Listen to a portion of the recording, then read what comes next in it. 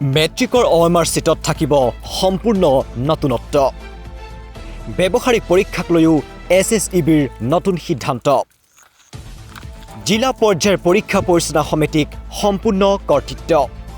হয়, ফেব্ৰুৱাৰীৰ মাজভাগৰ পৰা আৰম্ভ হ'ব ৰাজ্যত মেট্ৰিক আৰু উচ্চতৰ মাধ্যমিক চূড়ান্ত পৰীক্ষা। তাক লৈ ইতিমধ্যে যুঁজা আৰম্ভ কৰিছে ৰাজ্যৰ শিক্ষা বিভাগে। ইতিমধ্যে ৰাজ্যৰ শিক্ষকসকলক লৈ শ্ৰীমন্ত শংকৰদেৱ কলাক্ষেত্ৰত আয়োজন কৰা হৈছে শিক্ষক প্ৰশিক্ষণ কাৰ্যসূচী। পূৰ্বৰ শিক্ষা পৰিষদক বাতিল কৰি এইবাৰ নতুনকৈ ৰাজ্যত সৃষ্টি হোৱা আছাম ষ্টেট স্কুল এডুকেশ্যন বৰ্ডৰ নতুন পৰীক্ষা। এই পৰীক্ষাত থাকিব নতুন নিয়ম।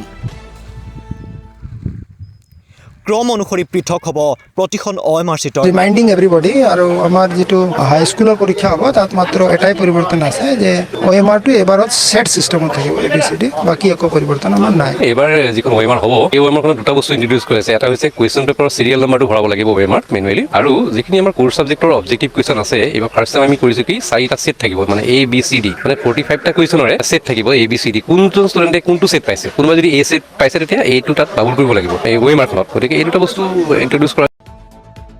এতিয়াৰে পৰা প্ৰেক্টিকেল পৰীক্ষাত থাকিব কেতবোৰ নতুনত্ব। বিদ্যালয় অনুষ্ঠিত হ'ব ব্যৱহাৰিক পৰীক্ষা।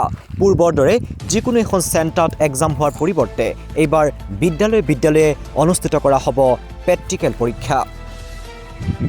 বিদ্যালয়ে অনুষ্ঠিত কৰা হ'ব ব্যৱহাৰিক পৰীক্ষা, আৰু সেই ব্যৱহাৰিক পৰীক্ষাৰ নম্বৰসমূহ নিৰ্দিষ্ট পৰ্টেলত আপলোড কৰিব লাগিব শিক্ষকসকলে। জৰিয়তে জমা দিব লাগিব উত্তৰ বহীসমূহ। অন্যথা ছাত্ৰ ছাত্ৰীসকলৰ ফলাফলসমূহ প্ৰকাশ কৰা। সেকেন্ড পৰিৱৰ্তন এটা হৈছে যে প্ৰেক্টিকেল পৰীক্ষা আগতে আমি সিলেক্টেড চেণ্টাৰবিলাকত পাতিছিলোঁ, বোথ ফৰ হাই স্কুল আৰু হায়াৰ ছেকেণ্ডেৰী। এইবাৰ কিন্তু যিবিলাক আমাৰ ৰেজিষ্টাৰ্ড স্কুল আছে প্ৰত্যেকটাতে নিজৰ তাতেই প্ৰেক্টিকেল পৰীক্ষা হ'ব। এই দুটাই মেজৰ চেঞ্জেছ আছে। ডিষ্ট্ৰিক্ট এটা এক্সামিনেশ্যন কমিটি পাতি দিছে, লিড কলেজ আৰু ইনস্পেক্টৰ স্কুলছ লগ লগাই তেওঁলোকে এক্সটাৰ্নেল এপইণ্ট কৰিব।